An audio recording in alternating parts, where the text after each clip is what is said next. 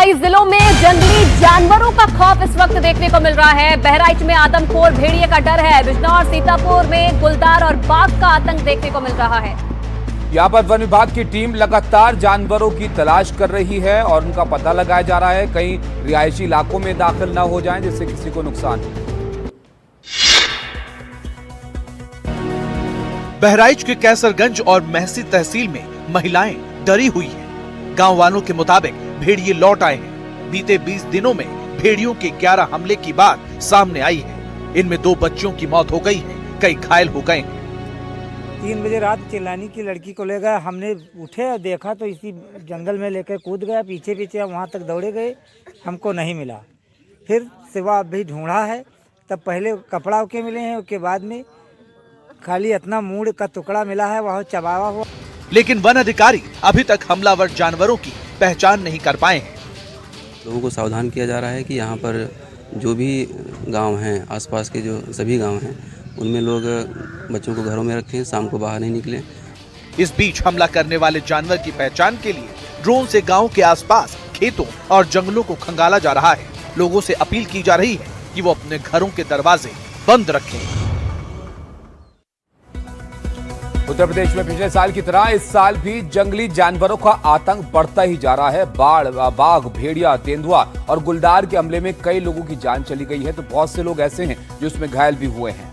UP के कई जिलों में लोग दिन ढलने के बाद घरों से बाहर निकलने में अब घबरा रहे हैं। लखीमपुर खीरी, सीतापुर, बिजनौर जैसे जिलों से हमलों की खबरें अब सामने आने लगी है।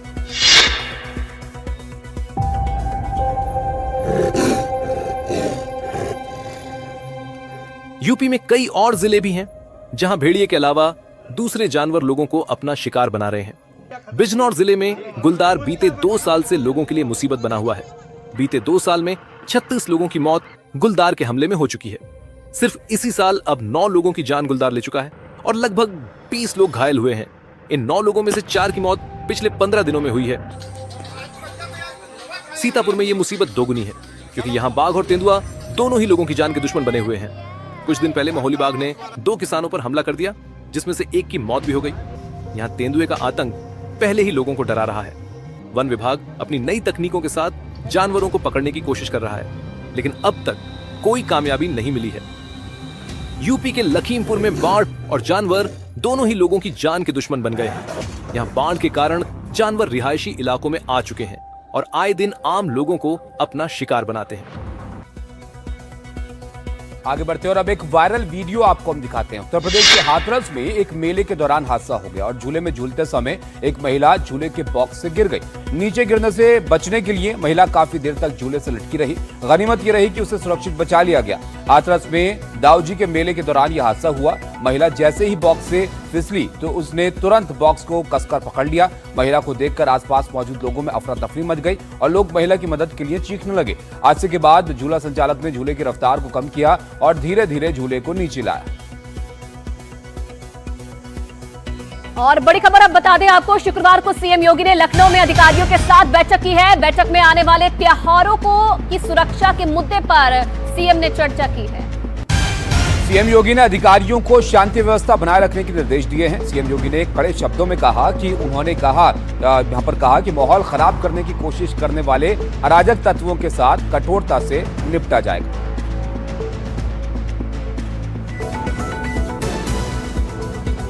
उत्तर प्रदेश के इटावा में कुछ पुलिसकर्मियों की कारगुजारी सुर्खियों में। यहाँ पर 3 पुलिसकर्मी एक सरकारी अस्पताल में पहुंचे। इमरजेंसी डिपार्टमेंट में तैनात ड्यूटी डॉक्टर को जबरन वो अपने साथ लेकर चले गए। डॉक्टर की एक नहीं सुनी। पूरा मामला क्या है, रिपोर्ट में देखिए। बुधवार देर रात 3 पुलिसकर्मी इटावा के राजकीय संयुक्त चिकित्सालय के इमरजेंसी वार्ड में धड़ल्ले से घुसे और इससे पहले कि ड्यूटी डॉक्टर कुछ कहते सुनते उन्हें जबरन अपने साथ ले गए, जैसे किसी कैदी को ले जा रहे हो। हम सीएम साहब से बात भी की थी, भेज ही रहे थे किसी को, तब तक वो बोलता था करने लगे। ये आप हमसे बड़ी हो गई क्या? एसपी साहब से बड़े हमको ले गए इमरजेंसी के यहाँ से। फिर सिविलियन था, वो ले गए एसआई सुनील कुमार, जिसने मेरा मोबाइल छीना और मुझे एसपी को ले गया। दरअसल इटावा के एसएसपी ब्रजेश श्रीवास्तव की बुजुर्ग मां बीमार हुई तो सिविल लाइन थाने में मौजूद पुलिस वालों ने डॉक्टर से ड्यूटी छोड़कर चलने को कहा, लेकिन रास्ते में एसएसपी का फोन आया कि प्राइवेट डॉक्टर आ गए। तब जाकर पुलिस वालों ने सरकारी डॉक्टर को छोड़ा। फिर एसपी साहब का फोन आया, उन्होंने वापस भेज दिया। उन्होंने कहा कि मुझे पता नहीं था, इन्होंने इतना गलती आपके साथ, इसलिए सॉरी बोला उन्होंने एसपी साहब को। एसएसपी ने सॉरी बोलकर मामला ठंडा करने की भले ही कोशिश की हो, लेकिन इससे आम जनता पर खाकी का आरोप फिर सामने आ गया है। और चलिए अब दिखाते हैं 30 सेकंड में आपको पूरी खबर। उत्तर प्रदेश के कन्नौज से एक हैरान कर देने वाली खबर सामने आई है। यहाँ एक सिरफिरे युवक ने अपनी कनपट्टी पर बंदूक रखकर जान देने की कोशिश की। आपको बता दें 4 महीने पहले युवक ने 3 बच्चों की मां से कोर्ट मैरिज की थी, लेकिन कुछ दिन पहले किसी बात से नाराज होकर महिला उसे छोड़कर चली गई। सिरफिरा युवक अचानक महिला के घर आ धमका, उसके बेटे के तमंचे की नोक पर उसे अगवा कर लिया और खुद की कनपट्टी पर तमंचा रखकर जान देने की धमकी देने लगा। मौके पर भारी पुलिस फोर्स के बाद सीओ ने भी उसे समझाने की कोशिश की, वो माना नहीं और अंत में पुलिस ने युवक का हाफ एनकाउंटर करके उसे गिरफ्तार कर दिया। गोरखपुर में नीट स्टूडेंट की हत्या मामले में बड़ा अपडेट सामने आया है। इलाज के दौरान एक और पशु तस्कर की मौत हो गई। बता दें कि घटना के बाद एक पशु तस्कर ग्रामीणों के हत्या चढ़ गया था, जिसकी गांव वालों ने जमकर पिटाई की थी। घायल अवस्था में पुलिस ने उसे अस्पताल में भर्ती कराया था। मृतक पशु तस्कर की पहचान 21 वर्षीय अजहर के रूप में हुई है। वो बिहार के गोपालगंज का रहने वाला था। 15 सितंबर की रात पिपराई थाना इलाके में पशु तस्करों और ग्रामीणों के बीच भिड़ंत हुई थी, जिसमें तस्करों का पीछा कर रहे नीट के छात्र दीपक गुप्ता को तस्करों ने अपनी गाड़ी में खींच लिया था। उत्तर प्रदेश के महराजगंज से बड़ी खबर है, जहां एक भीषण सड़क हादसे में 3 रोडवेज बसें आपस में टकरा गई। टक्कर इतनी जोरदार थी कि बसों के परखच्चे उड़ गए। 40 लोग इसमें घायल हुए, जिसमें 15 की हालत गंभीर बताई जा रही है।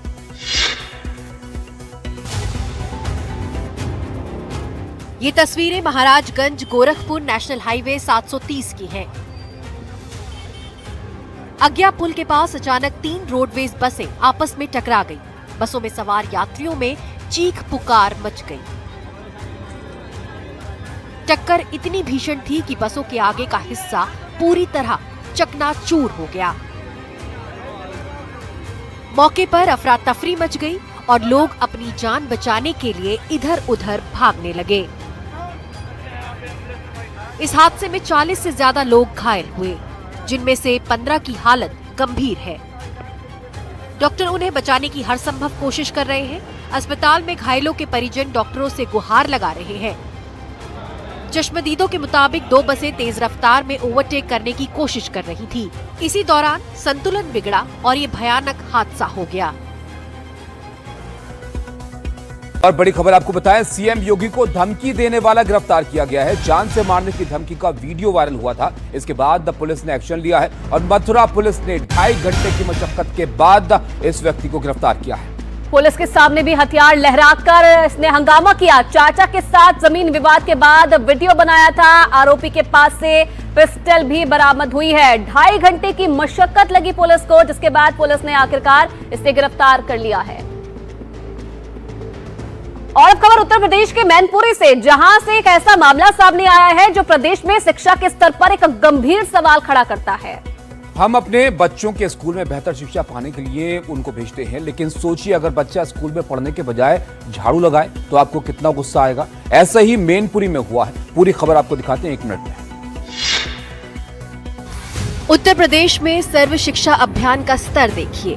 जहां बच्चों के हाथों में कॉपी, किताब और कलम होनी चाहिए, वहां बच्चों के हाथों में झाड़ू थमा दिया गया है। बच्चे स्कूल में पढ़ाई करने के बजाय क्लीन इंडिया कैंपेन को आगे बढ़ा रहे हैं, झाड़ू लगा रहे हैं। ये शिक्षा के अधिकार का उल्लंघन नहीं तो और क्या है। मैनपुरी के उद्देतपुर अभई प्राथमिक विद्यालय का वीडियो वायरल है। वीडियो में साफ देखा जा सकता है कि कैसे छोटे छोटे बच्चे जो स्कूल में पढ़ने आए होंगे वो झाड़ू लगा रहे हैं। वीडियो के सामने आते ही जिलाधिकारी अंजनी कुमार सिंह ने जांच के आदेश दिए हैं, लेकिन उत्तर प्रदेश जैसे बड़े राज्य में ऐसे मामले शिक्षा के स्तर पर गंभीर सवाल खड़ा कर रहे हैं। अभिभावक भी प्रशासन से सवाल कर रहे हैं। सदियों से हम सुनते आ रहे हैं कि देश का बच्चा ही देश का भविष्य है, लेकिन इसी भविष्य के हाथ अगर कलम की जगह झाड़ू होगी तो सोचिए भविष्य कितना अंधकार में डूबने वाला होगा।